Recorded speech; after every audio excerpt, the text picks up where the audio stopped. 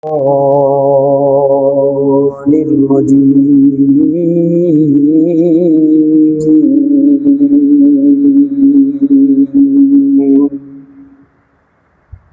الله الرحمن الرحيم.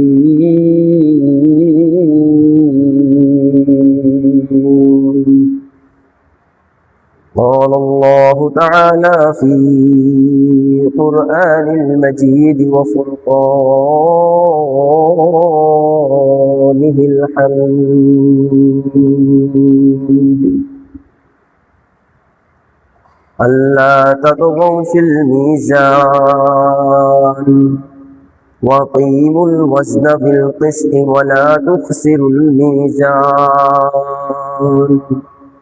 والأرض وضعها للأنام فيها فاكهة والنخل ذات الأكمام والحب ذو العصف والريحان فبأي آلاء ربكما تكذبان. صدق الله مولانا العظيم وصدق رسوله الكريم. আলহামদুলিল্লাহ, আল্লাহ তাআলার নিকট শুকরিয়া যে আল্লাহ তাআলা আমাদেরকে এই ক্ষণস্থায়ী ব্যস্ত দুনিয়ার মধ্যে ক্ষণস্থায়ী কিছু ব্যস্ততার মধ্য থেকে রক্ষা করে আল্লাহর ঘর মসজিদ যে জায়গায় প্রবেশের পর থেকে নিয়ে শুরু হয় সেই জায়গা থেকে বের হওয়ার আগ পর্যন্ত ফেরেশতাগণ বান্দার আমলনামায় সওয়াব লিখতে থাকেন। আল্লাহ রাসূল সাল্লাল্লাহু আলাইহি ওয়াসাল্লাম বলেন, এই সময়টুকুর মধ্যে বান্দার আমলনামায় কোনো প্রকার গুনাহ লেখা হয় না। বলনা সুবহানাল্লাহ। এমন এক স্থানে আল্লাহ দ্রুত সময়ের মধ্যে প্রবেশ করার তৌফিক দান করেছেন। এই কারণে আমরা সবাই বলি আলহামদুলিল্লাহ। চলতেছিল সূরা রহমানের প্রথম আয়াতগুলো সম্পর্কে এবং প্রথম আয়াতগুলোর মধ্যে আল্লাহ তাআলা মানুষের হেদায়েতের কিছু বার্তা সম্পর্কে। দুনিয়ার মধ্যে আল্লাহ তাআলা বান্দাকে সৃষ্টি করার পরে বান্দা যে সমস্ত নাজ নিয়ামতগুলো ভোগ করবেন ওই সমস্ত নাজ নিয়ামতগুলোর দিকে ইঙ্গিত করে করে আল্লাহ তাআলা আল্লাহর বরত্ব, আল্লাহর আল্লাহিত্ব বান্দার কাছে প্রকাশ করেছে। বলনা সুবহানাল্লাহ। বলেছিলাম সূরা রহমান এমন একটি সূরা যেই সূরা কাল কঠিন কিয়ামতের ময়দানের দিন স্বয়ং আল্লাহ তাআলা তেলাওয়াত করে জান্নাতের মধ্যে বান্দাদেরকে শোনাবে। বলনা সুবহানাল্লাহ। দুনিয়ার জমিনে হাজারো লক্ষ কোটি মানুষের কোরআন তেলাওয়াত শুনি আমরা। এমন এমন কোরআন তেলাওয়াত আমরা শুনি যে সমস্ত কোরআন তেলাওয়াত শোনার কারণে দিল শীতল হয়ে যায়, অন্তর ঠান্ডা হয়ে যায়। ঠিক কিনা? বাবা তার সন্তানকে মাদ্রাসায় দিয়েছে। সন্তান যখন সর্বপ্রথম মাদ্রাসা থেকে এসে সূরা ফাতিহাটা সুন্দর করে তেলাওয়াত করে বাবাকে শোনায়, বাবার অন্তর ঠান্ডা হয়ে যায়। ঠিক কিনা? বাবা তখন মনে মনে বলে, যদিও প্রকাশ না করে, মনে মনে বলে, বাবা তোকে জন্ম দিয়ে আমি বাবা আজকে গর্বিত, কারণ তোর দুই জবানের মাধ্যমে আমি আল্লাহর কালাম সূরা ফাতিহা শুনেছি। ঠিক কিনা? যখন সন্তান ঘরের মধ্যে কোরআন তেলাওয়াত করে, সন্তানের কণ্ঠে কোরআন তেলাওয়াত শুনে ঘরওয়ালা, ঘরের মালিক, সেই মা অন্তর ঠান্ডা হয়ে যায়। ঠিক কিনা? মা নিজেকে গর্ববোধ করে বলে, মনে মনে বলে, আমি মা আজকে ধন্য এই সন্তানকে আমার গর্ভে ধারণ করে, কারণ এই সন্তানের কণ্ঠে আমি রব্বে কারীমের কালাম শুনতেছি। বলনা সুবহানাল্লাহ। দুনিয়ার জমিনে সামান্য সন্তানের মানুষের গলার আওয়াজে কোরআন তেলাওয়াত শুনলে আমরা বাবা, আমরা মা, আমরা এলাকার বন্ধু বান্ধব, আত্মীয় স্বজন, পাড়া প্রতিবেশী, রাষ্ট্রের বিভিন্ন দায়িত্বশীল মানুষগুলো আমাদের অন্তর ঠান্ডা হয়ে যায়। আমরা পুরস্কার দিয়ে থাকি। আল্লাহ তাআলা বলেন, বান্দা এটা তো তুমি দুনিয়ার জবানে দুনিয়ার মানুষ থেকে শুনেছো, কাল কঠিন কিয়ামতের ময়দানের দিন আমি রব স্বয়ং আমার কালাম তেলাওয়াত করে তোমাদেরকে শোনাবো। বলনা সুবহানাল্লাহ। সেই সূরা রহমানের মধ্যে আল্লাহ তাআলা বলেন, ওয়াকিমুল ওয়াজনা বিল কিসতি ওয়া লা তুখসিরুল মিজান।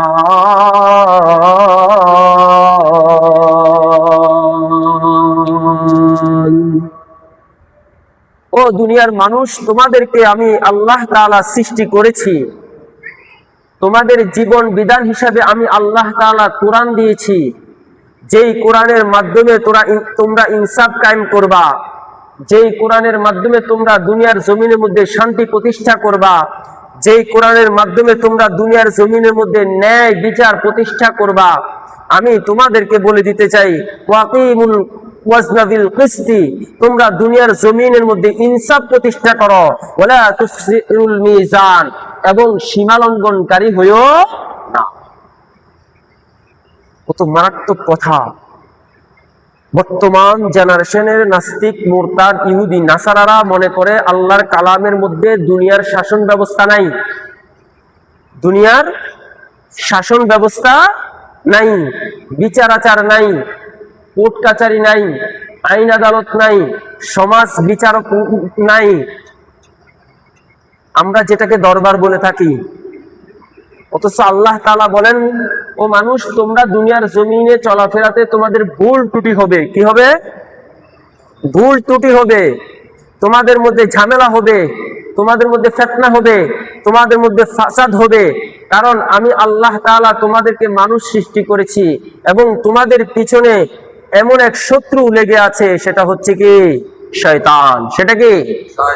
শয়তান সব সময় তোমাদের মধ্যে দ্বন্দ্ব লাগিয়ে দিবে, ভাইয়ে ভাইয়ে দ্বন্দ্ব লাগিয়ে দিবে, সন্তানে বাবায় দ্বন্দ্ব লাগিয়ে দিবে, বন্ধু বন্ধুয়ে দ্বন্দ্ব লাগিয়ে দিবে, এক পাড়া প্রতিবেশীর সাথে আরেক পাড়া প্রতিবেশীর দ্বন্দ্ব লাগিয়ে দিবে।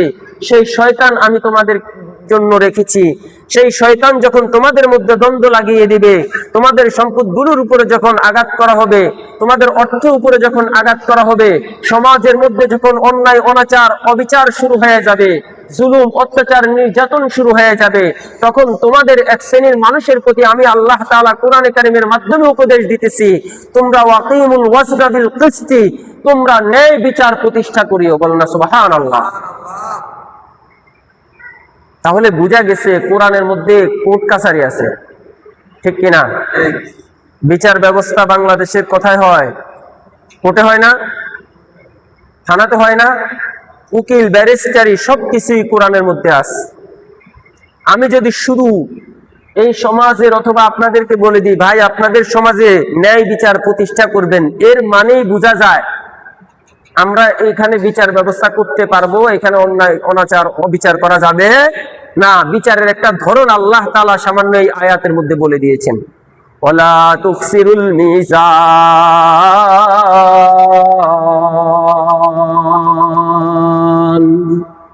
আল্লাহ জানে বান্দা দুনিয়াতে এসে নিমক হারামি করবে, আল্লাহর কথার অমান্য করবে, আল্লাহর আইনের বাইরে যাবে, আল্লাহর সিদ্ধান্তের বাইরে যাবে, আল্লাহর সিদ্ধান্তকে উপেক্ষা করে দুনিয়ার জমিনে মানব রচিত তন্ত্র মন্ত্রকে বাস্তবায়ন করবে। এই কারণে আল্লাহ তাআলা কোরআনে কারিমে বলতেছেন, ওয়ালা তুকসিরুল মিজান, ও মানুষ, তোমরা দুনিয়ার জমিনে বিচার ব্যবস্থা করতে গিয়ে সীমা লঙ্ঘন করিও না। অর্থাৎ কোরআনে কারিমের যে আদেশ দেওয়া হয়েছে, রাসূলের যে আদর্শ তোমাদের মধ্যে পাঠিয়ে দেওয়া হয়েছে, সাহাবায়ে কেরামদের যে অনুসরণ অনুকরণীয় যে সমস্ত সুসংবাদগুলো তোমাদেরকে দেওয়া হয়েছে, ওই সমস্ত সুসংবাদগুলো থেকে, ওই সমস্ত আইন কানুনগুলো থেকে তোমরা সীমা লঙ্ঘন করো না। অর্থাৎ আল্লাহর বিচারের বাইরে, আল্লাহর আইনের বাইরে, আল্লাহর বিচার ব্যবস্থার বাইরে তোমরা কোনো বিচার ব্যবস্থা করিও না। চিন্তা করছেন? এই কারণে অনেক সময় কোরআনে কারীমের থেকে আলোচনা করতে গেলে মানুষের গায়ে আগুন লেগে যায়। কি লেগে যায়? এটা কাফেরের অন্তরে আগুন জ্বালায়া দেয়, মুমিনের অন্তরে প্রশান্তি পয়দা করে। বলনা সুবহানাল্লাহ। এই কালাম এমন এক কালাম, কাফেরের অন্তরে, নাস্তিকদের অন্তরে, ইহুদি নাসারাদের অন্তরে, মানব রচিত তন্ত্র মন্ত্র বাস্তবায়নকারীদের অন্তরে এই আগুন, এই কোরআন আগুন জ্বালিয়ে দেয়। কি জ্বালিয়ে দেয়?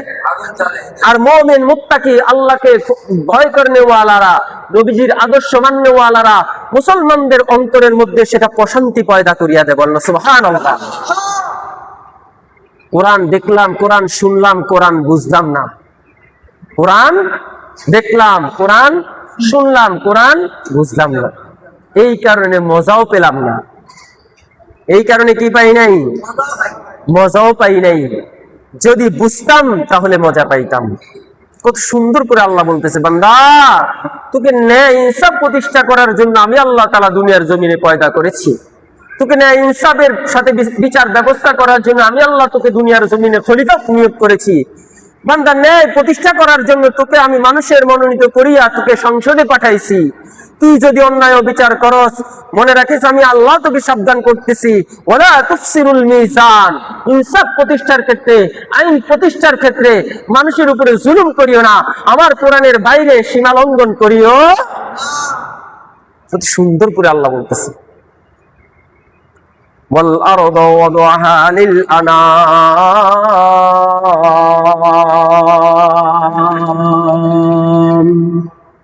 সুতার মতো বাঁধা প্রত্যেকটার কিছুক্ষণ পর পরেই আল্লাহ তাআলা একটা জিনিস দিয়ে আর একটা মানুষদেরকে কি সুন্দর বার্তা দেওয়া। আল্লাহ বলে, যখন জমিনে ইনসাফ প্রতিষ্ঠা হয়ে যাবে, যখন জমিনে ন্যায় প্রতিষ্ঠা হয়ে যাবে, জমিনটা যখন শান্ত হয়ে যাবে, জমিনটা যখন মানুষের জন্য নিরাপদ হয়ে যাবে, আমি তোমাদের জন্য করতেছি কি দেখো, ওয়াল আরদু ওয়াদাহা লিল আনাম, আমি জমিনকে বিস্তৃত করে দিয়েছি, প্রসারিত করে দিয়েছি একমাত্র জীবন প্রাণওয়ালা মানুষগুলোকে চলাফেরা করার জন্য, গবাদি পশু বিভিন্ন প্রাণওয়ালা জিনিসগুলোকে জমিনের মধ্যে বিচরণ করার জন্য। বলনা সুবহানাল্লাহ। ওয়াল আরদু ওয়াদাহা লিল আনাম, আমি জমিনকে বিস্তৃত করে দিয়েছি, বিছিয়ে দিয়েছি নিরাপদে তোমরা মানুষ, নিরাপদে পশু পাখি, নিরাপদে তরুলতা এই জমিনের মধ্যে বিচরণ করার জন্য। কিসের জন্য? বিচরণ করার জন্য। এই কারণেই আল্লাহ তাআলা বলেন, জমিনের মধ্যে বিনা অন্যায়ে কোনো একটা গাছের পাতাও ছিঁড়া ঠিক নয়, কারণ আমি ওই গাছের জন্য এই জমিনকে আমি বিস্তৃত করে দিয়েছি, নিরাপদ করে দিয়েছি। বলুন না সুবহানাল্লাহ। ওমর ইবনে আব্দুল আজিজ, ওমর রাদিয়াল্লাহু তাআলা আনহুর নাতির সম্পর্কে একটা ঘটনা প্রসিদ্ধ। ওনার রাজত্বকালীন সময়ে হরিণ এবং বাঘ একই ঘাটে পানি খাইতো, কেউ কারো উপর আক্রমণ করতো না, কেউ কারো উপরে আক্রমণ করতো না। এত ইনসাফ প্রতিষ্ঠা ছিল, এত ন্যায় বিচার প্রতিষ্ঠা ছিল, এত সুন্দর সুশীল রাষ্ট্র পরিচালিত ছিল। বলুন না সুবহানাল্লাহ। একদিন হঠাৎ করে পথ দিয়ে পথচারী যাইতেছে দুইজন, হঠাৎ করে দেখে হরিণ কে বাঘ তাড়া করছে ধরার জন্য। ওই পথচারী বলতেছে, ওমর ইবনে আব্দুল আজিজ মৃত্যুবরণ করেছে, যদি আজকে উনি থাকতেন জীবিত তাহলে এই জমিনের মধ্যে কোনোদিন কোনো প্রাণীর উপরে আঘাত করতো না। বলুন না সুবহানাল্লাহ। ইনসাফ এমন ভাবে প্রতিষ্ঠা করা দরকার। আমরা সবসময় একটা মেসাল দিয়ে থাকি, গাছ যেমন ফল তেমন। রাষ্ট্রের প্রধান যখন ইনসাফগার হয়ে যায়, রাষ্ট্রের প্রধান যখন ন্যায় বিচারক হয়ে যায়, রাষ্ট্রের প্রধান যখন মানুষের জন্য ভালো চিন্তা করে, ভালো কামনা করে, তার অন্তরের এই ব্যথা আল্লাহ তাআলা রাষ্ট্রের প্রত্যেকটা পাড়ায় পাড়ায়, মহল্লায় মহল্লায় ছড়িয়ে দেবেন না সুবহানাল্লাহ। ঘরের বাবা যখন চিন্তা করে আমার ঘরের সন্তানগুলোকে আমি আনন্দে রাখবো, তখন ঘরের ভিতরে আনন্দ শুরু হয়ে যায়, ঠিক কিনা? ঘরের বাবা যখন চিন্তা করে আমি আমার সন্তানদেরকে ভালো খাওয়াবো, তখন ঘরের মধ্যে ভালো ভালো খাবারের আয়োজন হয়, ঠিক কিনা? ঘরের প্রধান যখন চিন্তা করে আমি আমার সন্তানগুলোকে সুন্দর দামি দামি জামা কাপড় পরাবো, তখন ঘরের সকলের পোশাকের পরিবর্তন ঘটে যায়, ঠিক কিনা? ঘরের মানুষ যখন, মা এবং বাবা যখন চিন্তা করে আমি নেককার সন্তান, সুসন্তান আমি পয়দা করব, তখন ঘরের ভিতরে শিক্ষিত ভদ্র সভ্য সন্তান জন্ম হয়, সেই গাজুটি ইয়াবাকর নেশাখোর সন্তান জন্ম হয় না, ঠিক কিনা? ঠিক রাষ্ট্রের প্রধানরাও যখন এই সমস্ত চিন্তা করতে থাকে আর ওইভাবে কাজ করতে থাকে, তখন রাষ্ট্রের মধ্যে আল্লাহর পক্ষ থেকে সাকিনা নাজিল হতে থাকে, রহমত নাজিল হতে থাকে, রাষ্ট্রের মধ্যে তখন শান্তি বিরাজমান করতে থাকে। বলুন সুবহানাল্লাহ। এই কথাই আল্লাহ বলতেছে, আমি জমিনকে বিস্তৃত করে দিয়েছি, প্রত্যেকটা প্রাণীকুল, গবাদি পশুদেরকে, প্রত্যেকটা মানুষকে, জীব জানোয়ারকে জমিনের মধ্যে আমি চলাফেরা করার জন্য নিরাপদ করে দিয়েছি। লিল আনাম, সকল প্রাণীকুলের জন্য। ফিহা ফাকিহাতুন ওয়ান নাখলু যাতুল আকমাম।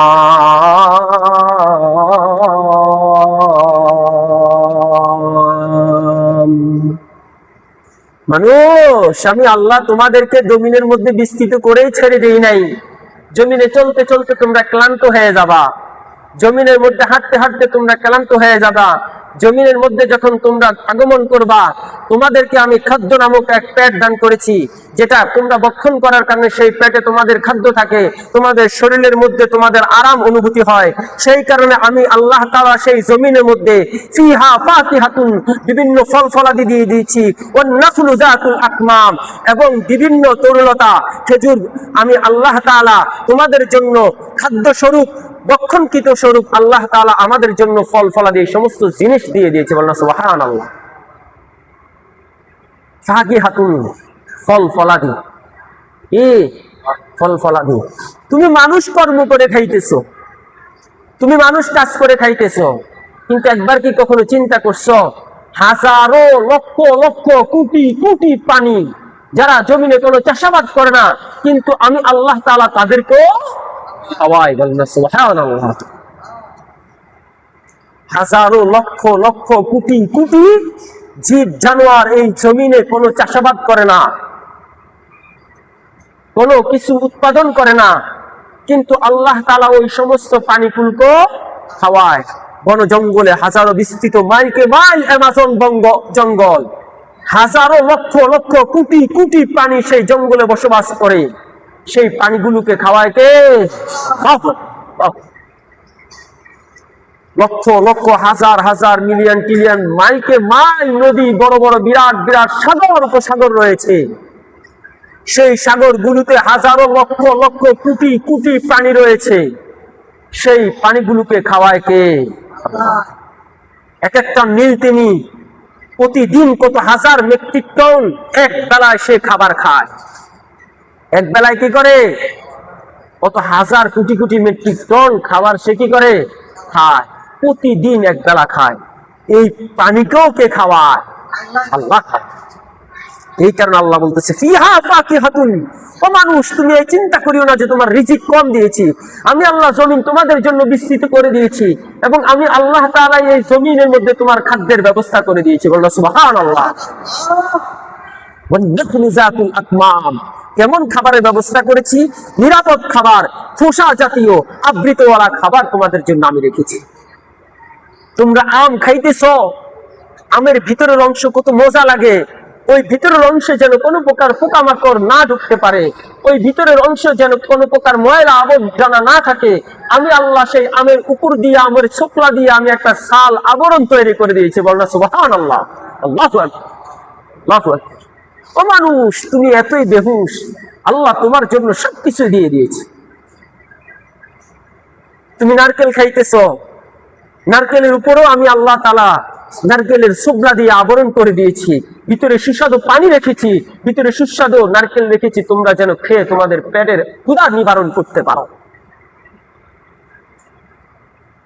সামান্য গাছের মধ্যে ছলা কাঠবিড়ালি চলাফেরা করে, নারকেল ছিদ্র করে ভিতর থেকে পানি খায়, নারকেল খায়, ঠিক কিনা? কাঠবিড়ালিকে আজ পর্যন্ত একটা নারকেল গাছ লাগাইছে, আল্লাহ সেই পানিকেও খাওয়ায়।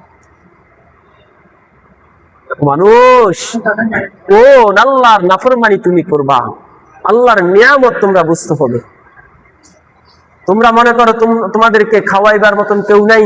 না না না, আল্লাহ বলে বান্দা বিচরণ করো, আমি আল্লাহ তাআলা জমিনের মধ্যেই তোমার জন্য খাবার রেখে দিয়েছি। বলনা সুবহানাল্লাহ।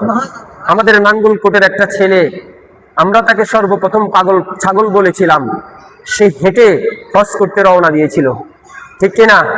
আমরা অনেকে জানি না। নাঙ্গলকোট বাড়ি, সে এখন সারা বিশ্ব ভ্রমণ করতেছে, পৃথিবীর প্রত্যেকটা রাষ্ট্রে সে যাইতেছে, সে বিচরণ করতেছে, আল্লাহ তাআলা তাকেও তো খাওয়াইতেছে, ঠিক কিনা? সে কি যে হোটেলে যাইতেছে সেই হোটেলের খাদ্যের জন্য সে কি চাষাবাদ করছে? না, আল্লাহ বলছে তুমি চলো, তোমার জন্য আমি জমিনকে নিরাপদ করে দিয়েছি এবং প্রত্যেকটা কদমে কদমে আমি আল্লাহ তাআলা তোমাদের জন্য খাদ্যের ব্যবস্থা করে দিয়েছি। ফিহা ফাকিহাতুন, প্রত্যেকটা এরিয়ার মধ্যে ইঞ্চিতে ইঞ্চিতে আমি খাদ্য রেখে দিয়েছি। বলনা সুবহানাল্লাহ।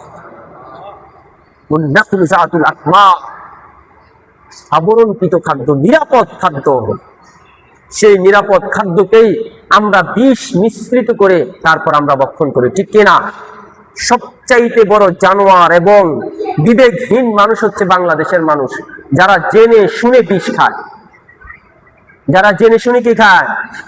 সবচাইতে বেশি খাদ্যের মধ্যে ভেজাল মিক্সার করে, সবচাইতে বেশি খাদ্যের মধ্যে বিভিন্ন কেমিক্যাল মিক্সার করে, সবচাইতে বেশি বাংলাদেশের মধ্যে বিভিন্ন প্রকারের প্রসাধনী মিক্সার করে এই বাংলাদেশের মানুষ, ঠিক কিনা?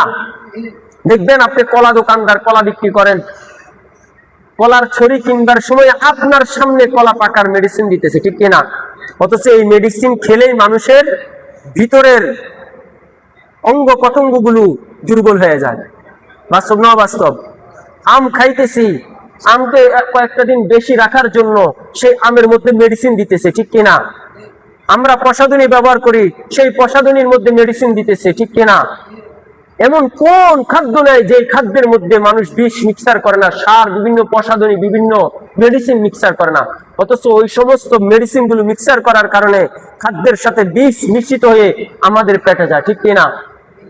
ওই দোকানদারও তার দোকানের কলা খায়, যেই দোকানদার নিজ হাতে কলা পাকানোর জন্য মিক্সার করে আনছে কি বিষ, ঠিক কিনা? এই জাতি এমন এক জাতি, যেই জাতি দেখে শুনে নিজেরা বিষ করে খায়। অথচ আল্লাহ বলতেছে, বান্দা আমি তোমার জন্য নিরাপদ খাদ্যের ব্যবস্থা করে রেখেছি, তোমার ঈমান কম তাই তুমি পাও না, ঠিক কিনা? ওয়াল-হাব্বু যুল-আসফি ওয়ার-রাইহান, খোসা জাতীয়, ঢাল জাতীয় খাদ্য, ফল ফলাদি আমি তোমাদের জন্য রেখেছি। কিছু কিছু খাদ্য আছে যেগুলো উপরে খোসা থাকে, আম, নারকেল, এই জাতীয় অনেক কিছু। আবার কিছু আছে খোসা নাই, আমরা উপরের কাবার সহকারে খেয়ে ফেলি, সেটি ঢালের মধ্যে থাকে, সেগুলো হলো বড়ই, ঠিক কিনা? কথা বলে না? ধুয়ে আমরা বড়িটা খেয়ে ফেলি, ধুয়ে আমরা আপেল খেয়ে ফেলি, সেগুলো ঢালের মধ্যে থাকে। আল্লাহ তোমাদেরকে কত সহজ করে বলতেছে, বান্দা আমি তোদেরকে ওই রকম ফলও দিছি, এইরকম ফলও দিছি, তোরা কি খাবি খা। এবং দুনিয়ার জমিনে তোরা ঘুরবি, তোদের কাছে ভালো লাগবে না, সুঘ্রাণের প্রয়োজন। ওয়ার-রাইহান, আমি আল্লাহ তাআলা জমিনের প্রত্যেকটা ইঞ্চিতে ইঞ্চিতে সুগন্ধ রেখে দিয়েছি। বললো সুবহানাল্লাহ। যেই সুঘ্রাণের কারণে তোদের অন্তরের মধ্যে আল্লাহ তাআলা প্রশান্তি দান করবে। এরপর আল্লাহ বান্দাকে বলতেছে, এতগুলো নিয়ামত বলার পরে বলতেছে, বান্দা ফাবিআইয়ি আলাই রাব্বিকুমা তুকাজ্জিবান। ও মানুষ, তুমি কোন কোন নিয়ামতের অস্বীকার করবে আল্লাহ তাআলার, বলো তো? ফাবিআইয়ি আলাই রাব্বিকুমা তুকাজ্জিবান। ও মানুষ, তুমি রবের কোন কোন নিয়ামতের অশুকরিয়ামি করবা, কোন কোন নিয়ামতকে অস্বীকার করবা, বল? আল্লাহ এই নিয়ামত গুলো দেওয়ার পরে, আল্লাহ তোমাকে আল্লাহত্ব পরিচয় দেওয়ার পরে, আল্লাহকে চেনাবার পরে, আল্লাহ তোমার জন্য জীবন যাপন হতে খাদ্যের নিরাপত্তা দেওয়ার পরে, এরপরে আল্লাহ তাআলা বলতেছেন, বান্দা তুই আমার কোন নিয়ামতের অস্বীকার করবি, বল? তুই আমার কোন নিয়ামতের অস্বীকার করবি? কোন জিনিসের ক্ষেত্রে তুই আমার কাছে অভিযোগ দাঁড়া করাবি যে আল্লাহ আমি এই জিনিসটা পাই নাই? এই কারণে আমি একবার বলেছিলাম, আল্লাহর কাছে বান্দা জবাব দেওয়ার মতন কোন বাক্য নাই। আল্লাহ দুনিয়ার জমিনে ইনসাফ প্রতিষ্ঠা করে দিয়েছে, মানুষের সুন্দরভাবে জীবন যাপনের জন্য ইনসাফ প্রতিষ্ঠা করেছে। আল্লাহ দুনিয়ার জমিনকে তোমাদের জন্য বিস্তৃত করে দিয়েছে।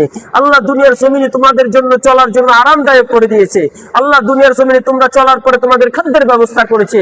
আল্লাহ দুনিয়ার জমিনে তোমরা শান্তিতে এবং আরাম আয়েশ উল্লাস করে থাকার জন্য তোমাদের জন্য সুঘ্রাণের ব্যবস্থা করেছে। এবার বলো, তোমার আর কোন জিনিসের প্রয়োজন? এমন কোন জিনিসের কারণে তুমি আমাকে আমাকে আমাকে রব বলে অস্বীকার করতে চাও? আমার কোন নিয়ামতের অস্বীকার করবা তুমি, ও মানুষ? ফাবিআইয়ি আলাই রাব্বিকুমা তুকাজ্জিবান। আল্লাহু আকবার। দুনিয়ার জমিনে সবচেয়ে বড় নিমক হারাম হচ্ছে আমরা এই যে বিশ্বে বলা ঠিক না, বর্তমান যুব সমাজ বহুত শিক্ষিত বলে এগুলো একটা আনন্দ। আর মুসলমানদের আনন্দই তো হবে মুসলমানিত্বের ভিতরে থেকে, ঠিক কিনা? মুসলমানদের আরাম আয়েশ উল্লাস সবকিছু হবে আল্লাহর বিধান অনুযায়ী। অথচ এই যে বিশ্বকাপ ফুটবল গতকালকে মনে হয় উদ্বোধন হয়েছে, সারা বাংলাদেশের মধ্যে টিভি নিউজ করে, বিভিন্ন পত্রিকাগুলো নিউজ করে, অমুক জায়গায় অত শতক জায়গা বিক্রি করে অত হাজার মাইল অত কিলোমিটার মাইল সে অমুক দেশের কি পতাকা বানিয়েছে। আর্জেন্টিনার, ব্রাজিল, এক একজন গর্ব করে গেঞ্জি গায়ে দিয়ে ছবি ছাড়া আমি ব্রাজিল করি, এক একজন গর্ব করে গেঞ্জি গায়ে দিয়ে বলে আমি আর্জেন্টিনার করি। বাস্তব না অবাস্তব? একে তো ফুটবল খেলা শরীয়তের বিধান অনুযায়ী, কোরআনের আইন অনুযায়ী খেলা আছে। আল্লাহ শুধু এই কথা বলে নাই যে আপনাকে কোনো প্রকার খেলাধুলা করা যাবে না। ইসলামের মধ্যে 7 প্রকারের খেলা আছে যেগুলো বৈধ, আপনি খেলতে পারবেন। এমন কোন শব্দ উঠাইবার লব্জ নাই যে আল্লাহকে এই কথা বলবেন যে আল্লাহ আপনি তো আমাদের জন্য আনন্দ দেওয়ার জন্য খেলাধুলার ব্যবস্থা রাখেন নাই। না না, আল্লাহ এই কথা বলে নাই।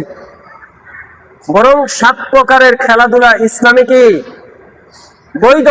আল্লাহ বলেছে এই সমস্ত খেলাধুলা তোমরা করো। আল্লাহ রাসূল সাল্লাল্লাহু আলাইহি ওয়াসাল্লাম ওই 7 প্রকারের খেলাধুলা প্রতিযোগিতার কথাও হাদিসে উল্লেখ করে দিয়েছেন। সেই 7 প্রকারের মধ্যে এই ফুটবল খেলা নেই। এরপরও আমরা যেটাও নেই, একে তো নেই, এরপরও আমরা সাপোর্ট করি। তারপরও কাদেরকে করি? কথা বলে না, ইহুদি নাসারাদেরকে। যেই সমস্ত ইহুদি নাসারাগুলো ফিলিস্তিনিতে, গাজায় আমাদের মুসলমানদের উপর অত্যাচার করার জন্য ইহুদি নাসারাদেরকে সহযোগিতা করতেছে, ঠিক কিনা? এই ব্রাজিলে আর্জেন্টিনার ওয়ালারা নেতানিয়াহুকে আমাদের গাজায় আক্রমণ করার জন্য সম্মতি প্রকাশ দিয়েছিল, অস্ত্র দিয়ে বুদ্ধি দিয়ে সহযোগিতা করেছিল। আমাদের সাপোর্ট পেয়েই তারা আমাদের উপরে কি করে? আক্রমণ করে। অথচ 13টা মুসলমান কান্ট্রি সেখানে অংশগ্রহণ করেছে, আমরা সেগুলোকে প্রকাশ করি না। জায়গা বিক্রি করে আমরা ওই ব্রাজিল এবং আর্জেন্টিনার পতাকা বানাই। আজ পর্যন্ত দেখি নাই সামান্য অল্প কিছু টাকা ব্যয় করে কালিমা খচিত লা ইলাহা ইল্লাল্লাহর তাওহীদের সেই পতাকা আমরা আমাদের কোন অঞ্চলে উড়াই, ঠিক কিনা? তুমি মুসলমান যুবক, এবার তুমি চিন্তা করে দেখো তুমি তোমার ধর্মের উপরে জুলুম করতেছো কিনা, ঠিক কিনা? এই কারণেই তো আজকে ভারত ওলারা আমাদের বাংলাদেশের জমিনের মধ্যে ওই রাম মন্দির নির্মাণ করতেছে, ওই রামের মূর্তি নির্মাণ করতেছে, যে রামের মূর্তির দোহাই দিয়ে ভারতের মধ্যে আমাদের বাবরি মসজিদকে শহীদ করা হয়েছে, ঠিক কিনা? হায় মুসলমান ও যুবক, তুমি আসলেই দিশেহারা, তুমি আসলেই দিশেহারা। তোমার বিবেক সেই দিন খুলবে যেই দিন তোমার এই নিথর দেহ মাটিতে পড়ে থাকবে। অথচ বর্ডারের মধ্যে আজকে কয়েকদিন যাবত টানা বাংলাদেশের সাথে ভারতের সাথে আক্রমণ হইতেছে, জানেন? কথা বলে না। গত পরশুদিন হয়েছে, গতকালকেও হয়েছে। বাংলাদেশ এবং ভারতের মানুষের সাথে বিভিন্ন ভাবে লড়াই চলতেছে। বর্ডারে আমাদের বাংলাদেশিদেরকে মেরে ফেলতেছে। ভারত থেকে বাংলাদেশের মধ্যে ভারতীয় লোকদেরকে পুশিং করার জন্য চেষ্টা করা হইতেছে। ভারতের মুসলমানগুলোর উপরে নির্যাতন করা হইতেছে, নিপীড়ন করা হইতেছে। মুসলমানদেরকে ঘর দুয়ার ভেঙে দেওয়া হচ্ছে। বাংলাদেশকে তারা দখল করার জন্য বাংলাদেশের যে সমস্ত জায়গাগুলোর এরিয়া ভারতের সাথে অল্প, সেই সমস্ত জায়গাগুলোকে চিহ্নিত করে তাদের রামের মূর্তিকে বসানো হচ্ছে। যেই রামের মূর্তির মাধ্যমে আমাদের সর্বপ্রথম মসজিদগুলোকে শহীদ করা হয়েছে, ঠিক কিনা? হায় মুসলমান, তোমার বিবেক খুলবে না। যেদিন খুলবে সেদিন তোমার দেহ আর চলবে না, সেদিন তোমার দেহ আর চলবে না। আমরা তোমাদেরকে হুঁশিয়ার জানাই, আল্লাহ রাসূল সাল্লাল্লাহু আলাইহি ওয়াসাল্লাম আমাদেরকে বার্তা দিয়ে গিয়েছেন, ভারত বাংলাদেশের যখনই সমস্যা শুরু হয়ে যায়, মাওলানা ভাসানীর কথা তখন চলে আসে। উনি বলেছিলেন, ভারতকে যে একবার চিনতে পারবে, বাঙালি জাতি যতদিন ভারতকে চিনবে না ততদিন পর্যন্ত বাঙালির পরিপূর্ণ স্বাধীনতা আসবে না। এর উপরে তাওহীদের যখন লড়াই চলে, তখন আমাদেরকে রাসূলের ওই হাদিসের বার্তা চলে আসে। রাসূল বলে গিয়েছিল, হে মুসলমান, এমন একটা যুদ্ধ আসবে, ওই সমস্ত বিজাতিদের সাথে, যেই সমস্ত জাতিগুলো মূর্তি পূজা করে, যেই সমস্ত জাতিগুলো অগ্নি পূজা করে, যেই সমস্ত জাতিগুলো আল্লাহকে না মেনে বিভিন্ন ইট পাথরকে তারা চেষ্টা করে থাকে, ওই সমস্ত হিন্দুবাদীদের সাথে তাওহীদবাদের একটা লড়াই হবে। সেই লড়াইকে বলা হয় গজওয়ায়ে হিন্দ। সেই গজওয়ায়ে হিন্দের নেতৃত্ব আমি রাসূল স্বয়ং নিজে দিয়ে গেলাম। বলেন না সুবহানাল্লাহ। হায় মানুষ, তোমার সুসংবাদ তো জান্নাতের, তুমি কেন সুসংবাদ গ্রহণ করতেছো জাহান্নামের? ও মুসলমান যুবক, তোমার সুসংবাদ জান্নাতের, তুমি গ্রহণ করতেছো জাহান্নামের। তুমি একবার নিজের বিবেককে খুলে দেখো। আজকে আমাদের মুসলমান সন্তানরা বর্ডারে লড়াই করে, আর আমরা এখানে ইহুদি নাসারাদের পতাকা নিয়ে আমত্ত হয়ে আছি, ঠিক কিনা? আজকে বাংলাদেশে রামের মূর্তি নামক সেই মূর্তি বসিয়ে বাংলাদেশের বিভিন্ন অঞ্চলগুলোকে, জেলাগুলোকে, বিভাগগুলোকে দখল করার পায়তারা চলে, আর তুমি ঘুমিয়ে আছো তোমার এক বিভিন্ন আর্জেন্টিনার আর ব্রাজিলের পতাকা নিয়ে, ঠিক কিনা? বাবাকে খাওয়ায় না, মার কাপড়ের শাড়ি কিনে দিতে পারে না, জায়গা বিক্রি করে ব্রাজিল আর্জেন্টিনার পতাকা বানায়। ওই সমস্ত যুবকের উপর, যেই সমস্ত যুবকের গুলো কালেমার পতাকা না উড়িয়ে এই সমস্ত পতাকা নিয়ে নিজেরা ব্যস্ত থাকে। আমাদের কথাগুলো ভালো লাগবে না, একটু ঝাল লাগবে, একটু কষ্ট হবে, কিন্তু আমাদের এটা বলা আমাদের উপর ফরজ। এটা কি ফরজ? ভাই, আমিও ভুল করি, আপনিও ভুল করেন, কিন্তু আল্লাহ তাআলা বলছে ভুল থেকে ফিরে আসাটাই হলো উত্তম। কারণ মুসলমান, তোমাদের আদর্শ হলো ইসলাম। তোমাদের আদর্শ কি? ইসলাম। আল্লাহ এটাই বলতেছে, বান্দা ফাবিআইয়ি আলাই রাব্বিকুমা তুকাসিবান, তুমি আমি আল্লাহর কোন কোন নিয়ামতের অস্বীকার করবা বলো? আল্লাহ তাআলা আমাদের সবাইকে বুঝার তৌফিক দান করুন, আমিন। রাম মূর্তি নামক সেই মূর্তিকে আল্লাহ তাআলা বাংলাদেশের জমিন থেকে অপসারণ করার তৌফিক তাওহীদি মুসলমানদেরকে দান করুন, আমিন। কোন রাম মূর্তি? যেই রাম মূর্তির দোহাই দিয়ে আমাদের বাবরি মসজিদকে শহীদ করা হয়েছিল, ভেঙে দেওয়া হয়েছিল, মসজিদ ভেঙে দিয়ে সেই জায়গার মধ্যে রামের মন্দির বানানো হয়েছিল, ঠিক কিনা? সেই মূর্তি দিয়ে বাংলাদেশও দখল চলতেছে। আমরা আপনাদেরকে বলে যাইতেছি, আপনাদের কানে দিয়েও যাবে না, ভালো লাগবে না, কিন্তু এগুলো নিয়ে আমরা বিবেচনা করি, কারণ আল্লাহ রাসূল আমাদেরকে সুসংবাদ দিয়ে গিয়েছেন সেই গজওয়ায়ে হিন্দের। তাই আমরা প্রস্তুত আছি। ইমানদার প্রত্যেকটা মুসলমানের সন্তান, প্রত্যেকটা মুসলমানের নারী, প্রত্যেকটা মুসলমান বৃদ্ধ, সবাই প্রস্তুত থাকতে হবে সেটার জন্য, ঠিক না? আল্লাহ তাআলা আমাদের সবাইকে বুঝার তৌফিক দান করুন, আমিন। আমাদের সন্তানগুলোকে ইসলামের জন্য, আল্লাহর রাস্তায় দেওয়ার জন্য তৌফিক দান করুন, আমিন। সচেতন থাকা দরকার। রাষ্ট্রে যখনই আঘাত আসবে, রাষ্ট্রের হুকুম আসার সাথে সাথেই ঝাঁপিয়ে পড়তে হবে, ঠিক না? আল্লাহ তাআলা বর্ডারে আমাদের মুসলমান বাংলাদেশি ভাইদেরকে নিরাপদ রাখুক, বিজিবি ভাইদেরকে আরো শক্তিশালী এবং হিম্মতওয়ালা হওয়ার তৌফিক দান করুক। যুবকগুলোকে বিজিবিদের সাথে সার্বক্ষণিক পাহারাদারের মতন বাংলাদেশের সীমানাকে, বাংলাদেশের এই প্রাচীরকে, বাংলাদেশের সীমানার অঙ্গকে রক্ষা করার তৌফিক দান করুন, আমিন। আসসালামু আলাইকুম ওয়া রাহমাতুল্লাহি ওয়া বারাকাতুহু।